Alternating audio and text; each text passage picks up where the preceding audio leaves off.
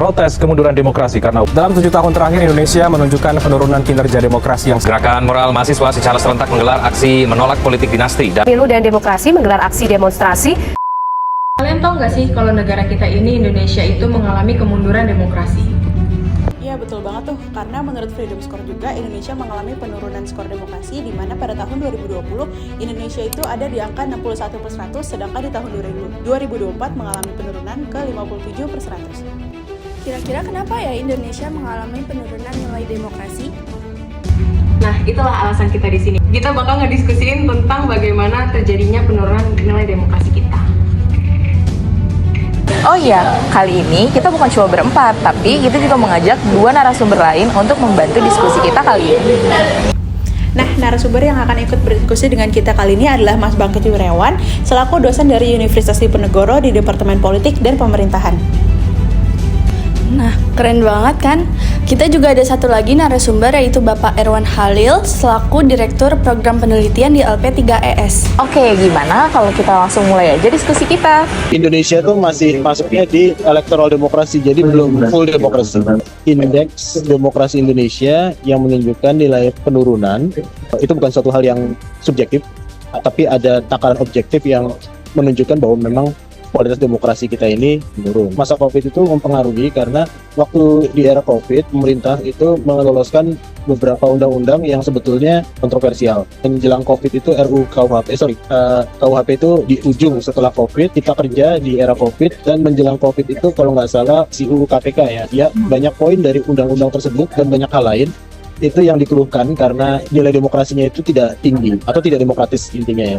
Nah, setelah COVID lewat, undang-undang tersebut atau tindakan-tindakan yang dilakukan pemerintah di era COVID, terutama di era COVID kemarin, pemerintah banyak masuk di ranah digital. Mereka ramai di sosial media. Semua instansi pemerintahan punya akun. Mereka saling bising. Jadi ketika ada kritik akan diserang oleh akun-akun yang terafiliasi oleh akun pemerintah ini. Jadi kondisi itu masih bertahan sampai sekarang. Makanya terrefleksikan juga di skor Freedom House yang menurun. Karena Freedom House ini kan concernnya mereka terhadap kebebasan, terutama kebebasan berpendapat warga negara kan. Yang sampai hari ini angkanya itu masih dalam angka drastis. Kita masih menemukan bahwa kebebasan berpendapat itu masih menjadi masalah. Memang ini bukan hal yang mudah untuk sampai kepada demokrasi substantif ini. Artinya dari sisi pemerintah, masyarakat, partai politik, itu memang harus betul-betul sama gitu ya, satu pun gitu ya untuk sampai kepada demokrasi substantif itu. Memang kalau kita lihat dalam beberapa tahun terakhir mundur ya. Kemunduran ini juga dialami oleh banyak negara yang lain.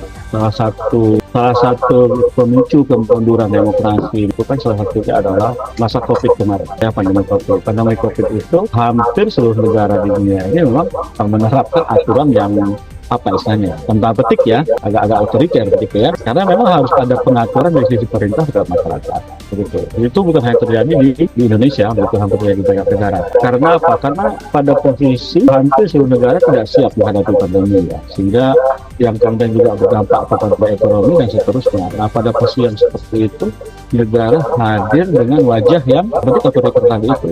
Nah, bedanya gitu pada beberapa negara yang lain itu proses pemulihannya cepat gitu. Nah, di kita ini biasa agak lama begitu ya kan.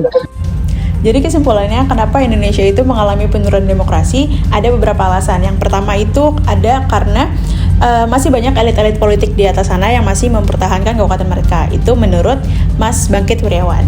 Nah, alasan kedua sebenarnya dari 2 narasumber memiliki pernyataan yang sama, yaitu tentang COVID. Karena pada zaman COVID yang mengalami penurunan demokrasi itu nggak cuma Indonesia.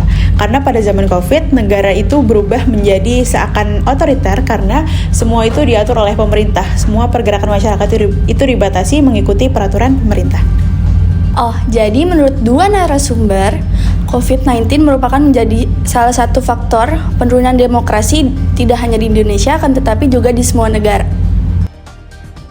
Nah, jadi gimana teman-teman? Udah ngerti kan kenapa Indonesia mengalami penurunan demokrasi yang ternyata bukan cuma terjadi di Indonesia, tapi di belahan negara lainnya pun mengalami hal yang serupa karena ya tadi terjadinya COVID dan juga ya adalah permainan elit global yang ingin tetap mempertahankan gimana kekuasaan mereka di negara tersebut. Tapi di awal-awal tadi sempat mention tentang lembaga gitu nggak sih? Itu lembaga apa ya? Betul banget tuh, kalau ngomongin lembaga-lembaga, Indonesia tuh punya lembaga yang tugasnya itu memantau jalannya pemilu, yaitu LP3ES, Lembaga Penelitian, Pendidikan, dan Penerangan Ekonomi dan Sosial.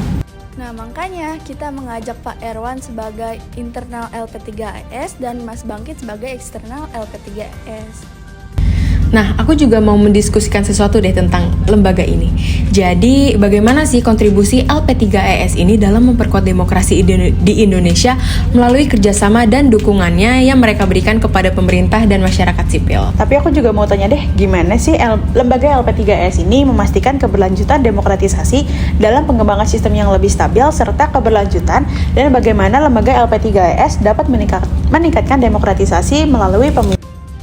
Berdasarkan hasil diskusi kami dengan Mas Bangkit Wiryawan, komitmen LP3AS di dalam pemilu adalah ikut menyuarakan gerakan terkait kecurigaan hasil pemilu karena dari self-interest pemerintah itu sendiri.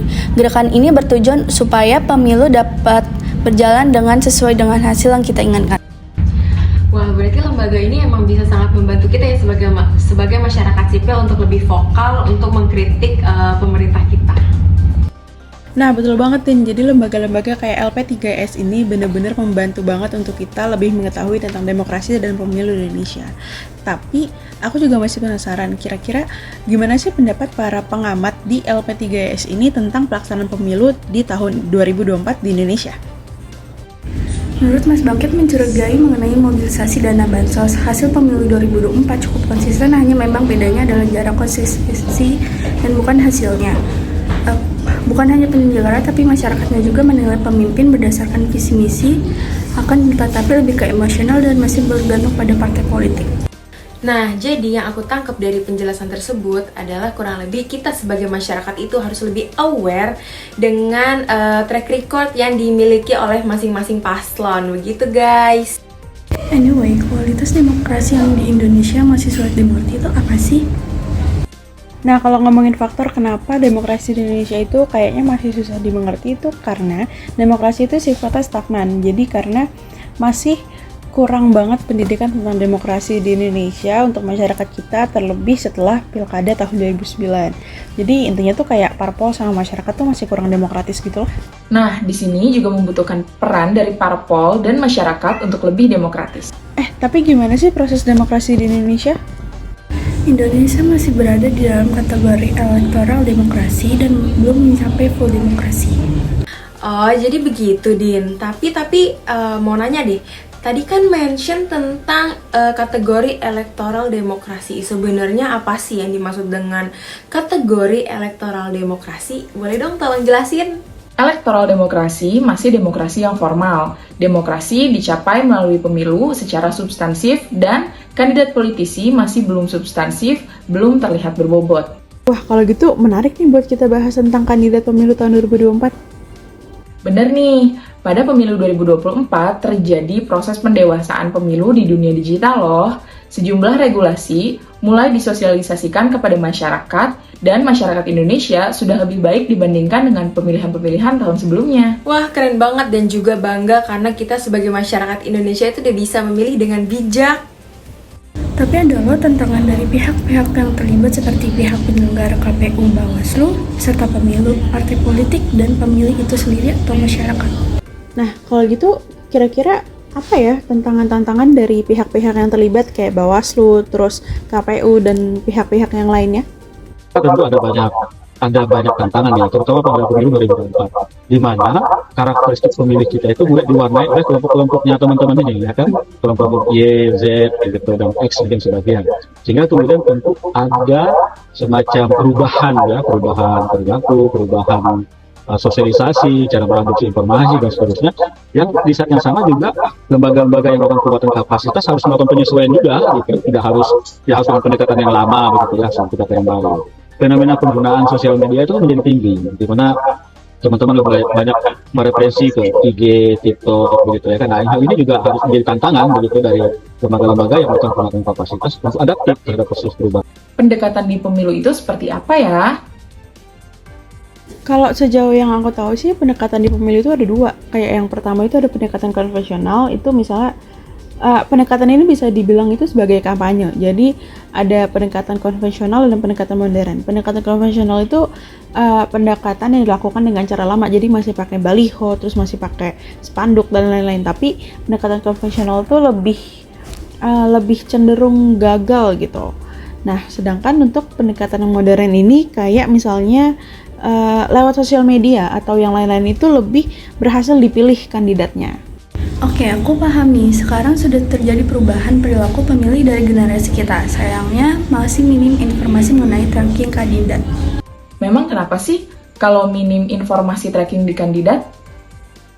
Karena sudah sewajarnya kita sebagai masyarakat itu tahu aspek baik dan buruknya dari pasangan tersebut.